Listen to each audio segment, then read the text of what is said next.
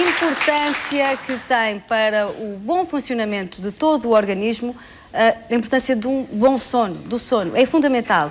Falamos assim de um dos males de não dormir bem, que pode trazer outras consequências. Falamos da apneia do sono e também da sua relação com a trombose vascular cerebral. Connosco está o professor Roncon de Albuquerque e também o Dr. Anselmo Pinto, que é otorrinolaringologista. Muito bom dia a ambos. Bom dia. E se calhar convém explicar porque é que temos estas duas especialidades hoje aqui sentadas para falar de sono. Em primeiro lugar, vou falar sobre a apneia do sono, porque ela está intimamente relacionada com problemas diversos vasculares, como a trombose cerebral, a trombose vascular, também a hipertensão, as doenças cardíacas, etc. Este é o fundamento porque nós vamos abordar este tema. Mas também é porque afeta 500 mil de portugueses. É o que é muita coisa. Mais que justificado falar sobre isto. Então, o que é que nós entendemos por apneia do sono? A apneia do sono, a interrupção do sono durante o sono noturno e, portanto, a sua consequência durante o dia. Não é verdade? Para portanto, isso, a pessoa entra quase que para de respirar durante o sono e é por isso que acorda. Torna a sua respiração superficial e depois faz realmente uma certa hipóxia cerebral que muitas vezes o acorda, outras vezes não o acorda. Pois, e essa falta de oxigenação vai deteriorando o cérebro, não é verdade? Por isso, portanto, gostava que todos vissem aqui, portanto, a representação de otorrinolaringologia, o Dr. Anselmo Pinto, que é especialista e diretor do serviço de otorrino em Famalicão e que nos vai complementar esta nossa apresentação. Eu iniciaria aí com vamos, se calhar, a sua primeira apresentação dizendo que realmente a apneia, portanto, pela definição da apneia, é suspensão. Pode passar, portanto, é uma doença caracterizada pela suspensão da respiração durante o sono. Por alguns segundos. Deriva da palavra grega, apnoia, que significa falta de respiração. A respiração não se faz na totalidade, por isso fica superficializada. Pode passar? O excesso de peso poderá ser uma das causas. Nós vamos ver que realmente a obesidade e a hipertensão são realmente uma das situações que nós devemos considerar. A interrupção pode durar alguns segundos, tempo suficiente para se perder um ou mais períodos respiratórios. Portanto, chegam-se a perder 5 a 6 períodos respiratórios por hora, o que é muita coisa. E um facto importante é que geralmente o próprio não sente. Isto é uma alerta que faço. Portanto, o próprio não sabe que tem essa falta de respiração. Claro, mas porque não o companheiro ou companheira querer ser aflitivo, geralmente, não é? como vem na imagem, a companheira ou o companheiro topam e então depois uma gravação feita para demonstrar que realmente isto é uma parte que faz com que estes doentes não saibam disso, tenham sonolência durante o dia. Claro. Não chegam a dormir o suficiente, não é reparador. É mal sono, dormir, não é? Dizem, não dormi esta noite toda. Porquê? Porque o sono não foi efetivo. É superficial, não é? Exato, é muito superficial. O tratamento fundamental é, como dizia há bocado, realmente a redução do peso corporal, redução do consumo do álcool, fundamental, e também, como nós havemos de ver aqui, as congestões nasais, as amigdalites, que nós, por isso, é este grande peso, portanto, do otorrino que nos vai explicar, porque há dois tipos de apneia do sono. A central, que é originada pela falta de reflexo vinda do cérebro, ou obstrutiva, organizada. É dessa que nós vamos falar hoje. Pode passar? E realmente isso leva a que nós tenhamos também que repisar o facto do cigarro realmente. Conselhos vitais, deve então. evitar, antes de dormir, deve evitar o álcool, refeições pesadas. Quanto mais pesada for a respiração, maior. Isto quase que são conselhos para toda a gente. Toda a gente, exatamente. Mas mais ainda para evitar quem sofre dormir de de barriga para cima, evitar medicamentos sedativos. Muitos sedativos levam a maior possibilidade deste tipo de sonolência e dormir no horário habitual. Né? Sonolência que depois se traduz durante o dia, muitas vezes, em acidentes, não é? Muitos acidentes são realmente causados por falta de sono. E a ligação, como dissemos há bocado, em 77% com a obesidade, em 35% com a hipertensão arterial, com infarto de miocárdio, com fibrilação auricular, com a insuficiência cardíaca congestiva, e passo agora, o último slide com que eu termino, a dizer que a apneia do sono é um fator preditivo importante na mortalidade de doentes com acidente vascular cerebral. Porque realmente nós, quando souber, qualquer pessoa, portanto qualquer indivíduo que saiba que tem apneia do sono, deve consultar o seu médico, deve fazer um estudo, que nós vamos ver aqui como é que se faz, com a polissonografia, e deve realmente seguir as instruções do médico para evitar que isso possa progredir e contribuir a ser um fator preditivo para a doença. Se quiser, pode sentar e se calhar eu mantenho de pé, fazendo Pinto. companhia ao Dr. Anselmo. Exatamente. Tal como o Dr. Roncon já disse, o próprio não se apercebe, ou vai demorar muito tempo até se aperceber e se calhar procurar ajuda médica.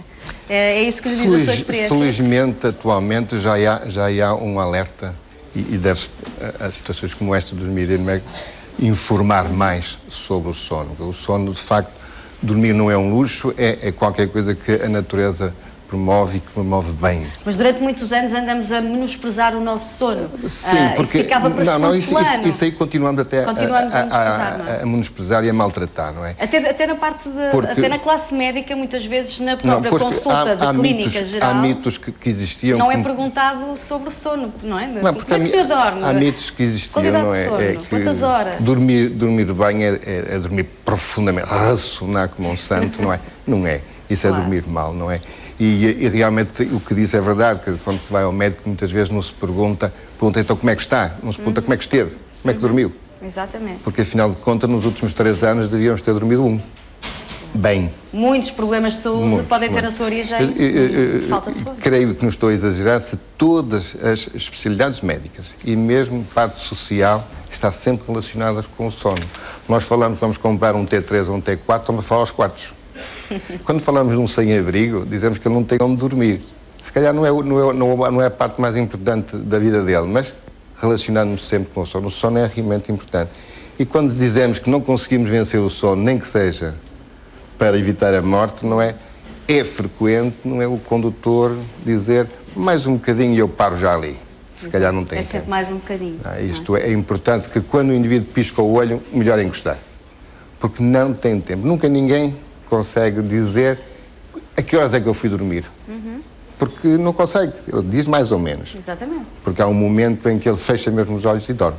Portanto, adormecer, a pessoa a seguir... Claro, e há muitas pessoas que usam várias técnicas quando vão com sonolento, que abrem o vidro, põem a música mais alto, ligam a sofagem no frio para acordar. Claro. São todos mecanismos que servem para disfarçar. Há uma coisa importante, que é uma pergunta que nos fazem muitas vezes, é: doutor, mas quantas horas é preciso dormir? Não há nenhum número. Não há um padrão. Há uma média de entre 4 a 6 horas. E sabemos que quem dorme menos de 4 ou dorme mais de 6, realmente, mais de 8, tem mais problemas. E tem mais problemas em relação a infartos, trombose e até mesmo cancro. Isto tem a ver com o metabolismo, tem a ver com determinadas substâncias que são libertadas e outras que não são libertadas. Mas isto varia de indivíduo para indivíduo e no mesmo indivíduo pode variar. O indivíduo, se estiver sob muito stress, pode ter, nos indivíduos, mais vontade de dormir e outros menos vontade de dormir. Portanto, sim, não há dois organismos que reajam da mesma forma, não há doenças, o que há é doentes. Exatamente. E outros são diferentes. Ora bem. Seguir, por favor. Quando falamos das consequências das perturbações de sono, a lista nunca mais acaba. Bem. Hipertensões, arritmias, obesidade, risco aumentado de acidente vascular, o risco de cancro, também as depressões, as ansiedades, as crianças têm mau aproveitamento escolar, o mau desempenho profissional, a irritabilidade fácil. Tudo isto são consequências que o indivíduo tem e que muitas vezes são atribuídas a outros fatores, ou seja, à idade, ou porque está com muito stress. Bom, doutor, e se formos falar mais em concreto das depressões, do stress, a situação que estamos a viver também não facilita, pelo contrário, não é? A tendência para as depressões aumentarem, e nota-se na clínica e na queixa das pessoas. Falta de Tudo, e depois do que fazer? funciona em círculo vicioso. O indivíduo dorme mal, fica mais deprimido, está mais deprimido também, dorme pior, começa a ter insónias. Exatamente. Mas há uma pergunta também que se faz, mas afinal de contas o público pergunta, mas eu tenho ou não tenho uma doença? Fala-se tanto hoje de doença de sono, terei uma doença de sono? No seguinte poderemos ver alguns fatores no seguinte slide, que há sintomas que aparecem mais durante o dia e sintomas que aparecem mais durante a noite. Esta listagem não quer dizer que o indivíduo tenha, porque tem desfaleios matinais, portanto já sofre uma perturbação de sono. Não.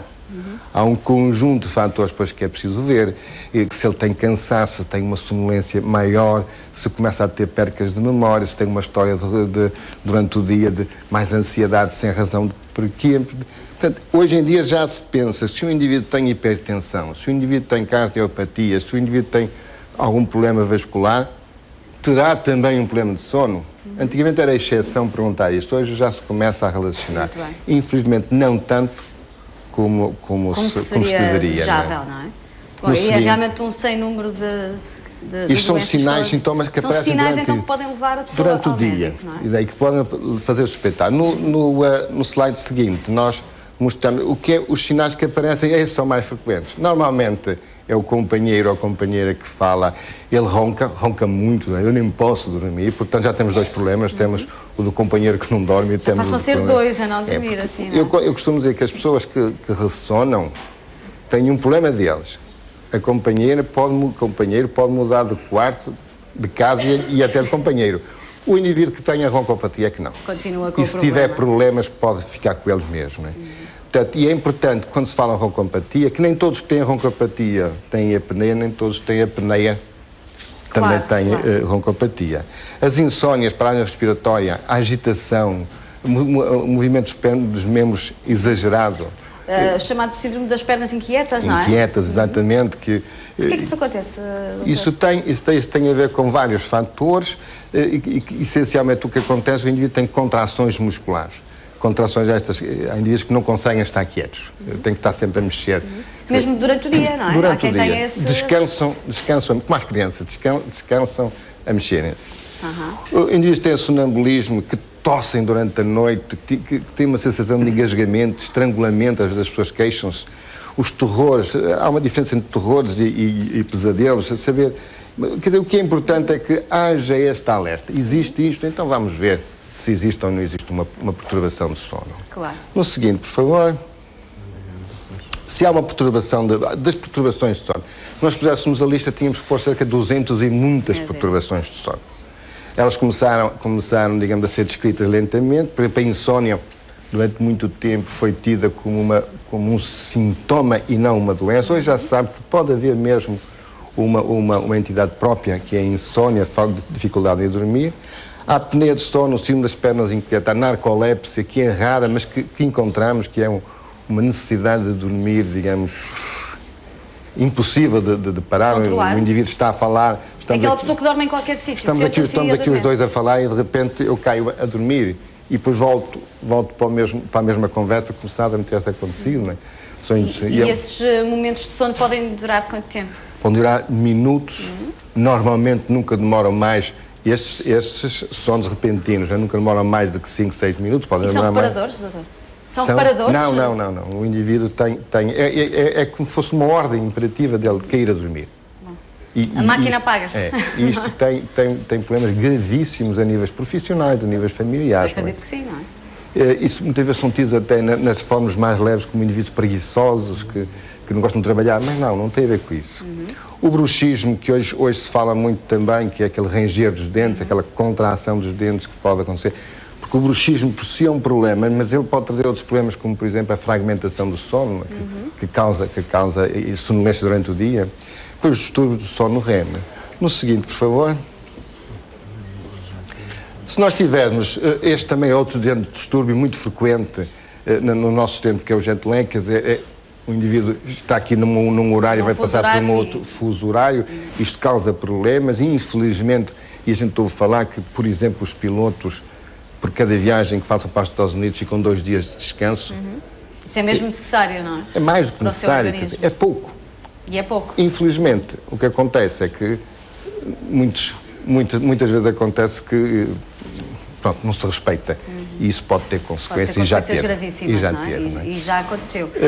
Falando agora sobre o tema, digamos, que não é o mais importante, mas é importante, porque atinge muitas pessoas, porque traz consequências muito graves e porque realmente traz problemas vasculares, problemas cerebrais, problemas sexuais, de vários géneros. Esta imagem é repetida porque realmente a imagem do indivíduo que ressona, do indivíduo que tem a apneia, está com a boca aberta, que a companheira está aflita e muitas vezes está aflita à espera, mas ele parou de vez ou não parou? Porque é tantas vezes que isso acontece que às vezes assusta mesmo. Doutor, e pode-se morrer com este problema? Pode, sim, senhor.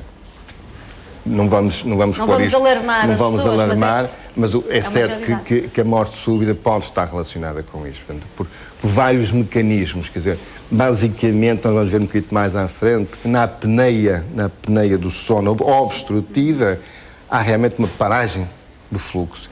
Isto depois vai influenciar a nível cardíaco, a nível das tensões, a nível pulmonar, e isto pode entrar numa chamada arritmia maligna em que é difícil de recuperar. É muito raro, felizmente. As consequências durante o dia, portanto, o síndrome da apneia do sono, que é um problema que surge principalmente à noite e às vezes exclusivamente, mas que tem consequências durante o dia. É anedótico a imagem, mas é verdade, quer dizer, as pessoas adormecem, têm dificuldade no trabalho, têm dificuldade em... Quando se fala em apneias, como o professor disse, é realmente uma paragem respiratória, para-se de respirar porque tem uma obstrução, apneia obstrutiva. Para-se de respirar porque não se recebe ordens para respirar. Temos uma apneia central. Depois há o misto destas apneias. Quando há uma dificuldade, é uma hipoapneia, quer dizer, o ar passa menos. A seguir, nós sabemos essencialmente os mecanismos da apneia obstrutiva do sono, cada vez se desenvolve mais, digamos, as teorias porque é que isto acontece, não é?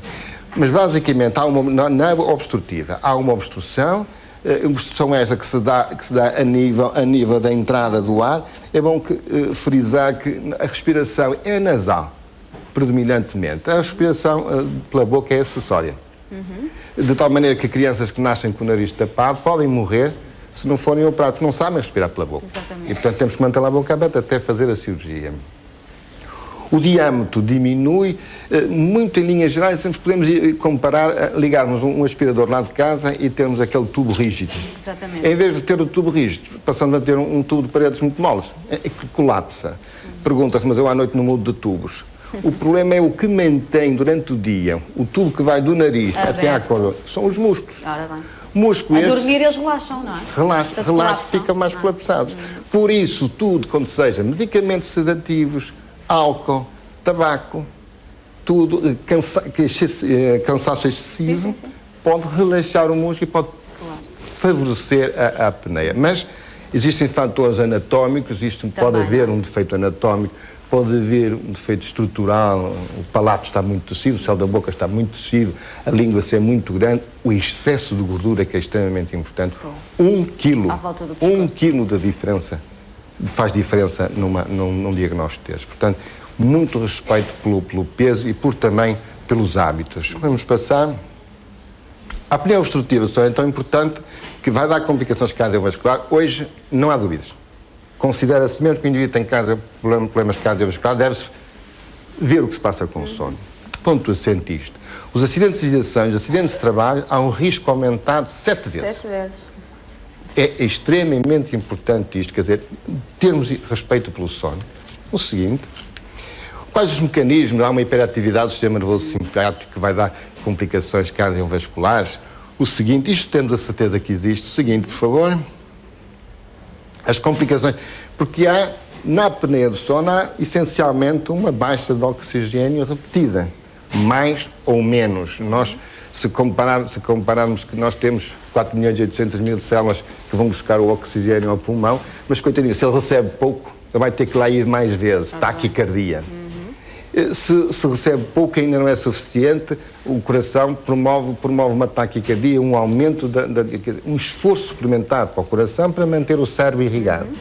Pode causar hipertensão à periferia. Claro, está tudo ligado. Então, mas o coração ele próprio precisa de mais oxigênio. Portanto, podemos criar nele uma arritmia. Daí poderia haver uma morte súbita, por exemplo, por um coração que para.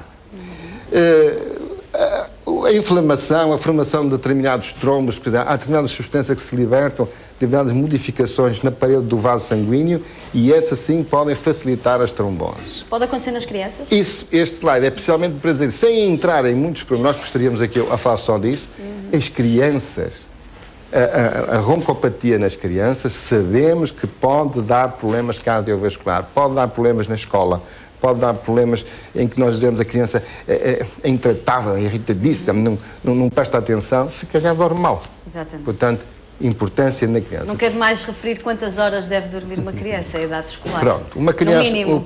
Uma criança é escandaloso o que fazemos hoje, não é? Começamos a roubar, começamos quase que a roubar o bebê, não é?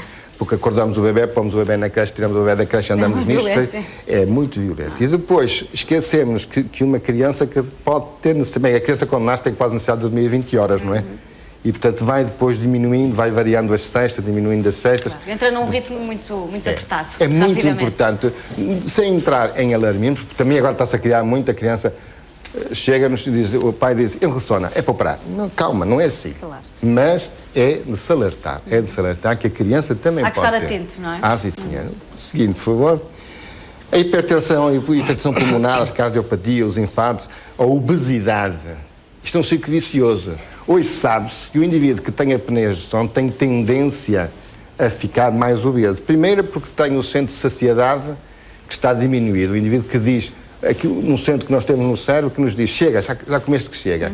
Está diminuído. Isto tem, que é um contrassenso. Se ele tem que emagrecer, tem que poder perder peso. E por outro lado, ele também tem apetite. Tem mais e, portanto, apetite. Isto tem a ver com a grelina, com a leptina, que são substâncias que durante a noite variam, em desfavor do obeso. Doutor, vamos combinar o seguinte, uma vez que o nosso tempo está esgotado e este assunto é mais que pertinente falarmos dele com calma e com seriedade, não é que não o façamos agora, mas pode ser para a oportunidade. Vamos agendar a nossa conversa para um outro dia. Continuaremos a falar de apneia do sono, se assim o entenderem. Sim, doutor. Só queria terminar, porque podem perguntar, mas a apneia do sono só se fala agora? Sim, isto é conhecido mesmo a partir de 1965.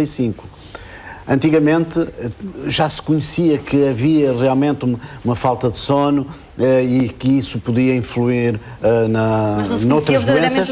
Chamava-se síndrome, ou eu já, quando fui estudante, estudei este síndrome como síndrome de Pickwick. Que era verdade, quer dizer, das crianças e dos...